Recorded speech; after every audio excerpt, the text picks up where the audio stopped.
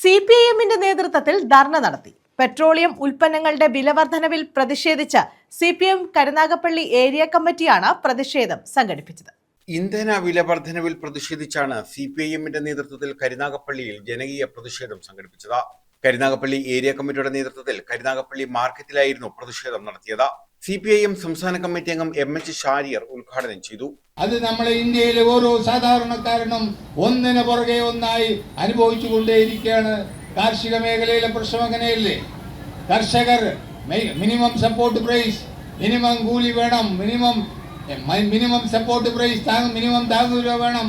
ആ ആവശ്യം ഉന്നയിച്ചുകൊണ്ട് സമരം നടത്തിയപ്പോൾ അതിനെതിരെ നിലപാട് സ്വീകരിച്ചുകൊണ്ട് ഇന്ത്യയിൽ സാധാരണ കർഷകന്റെ മുന്നിൽ മുട്ടുകുത്തേണ്ടി വന്ന കേന്ദ്ര ഗവൺമെന്റ് പക്ഷേ ഇപ്പോഴും അവരുടെ താല്പര്യങ്ങൾ സംരക്ഷിക്കാൻ മുന്നോട്ട് വന്നിട്ടില്ല.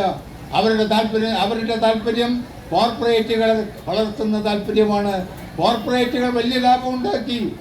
അതാണ് നമ്മളെ ഇന്ത്യയുടെ സമ്പദ്ഘടന.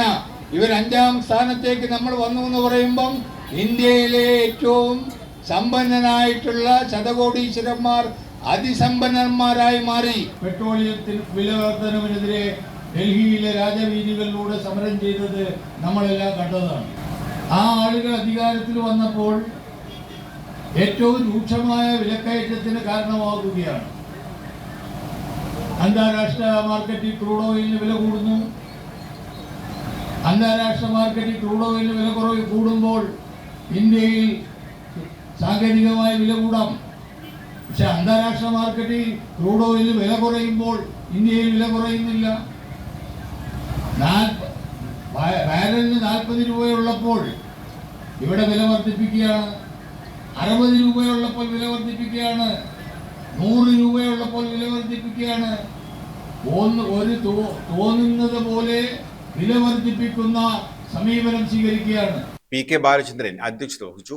ഏരിയ സെക്രട്ടറി A അനിരുദ്ധൻ ആമുഖ പ്രസംഗം നടത്തി. ജില്ലാ കമ്മിറ്റി അംഗം സൂസൻ കോടി, PR വസന്തൻ തുടങ്ങിയവർ പങ്കെടുത്തു. News bureau, Karunagappally.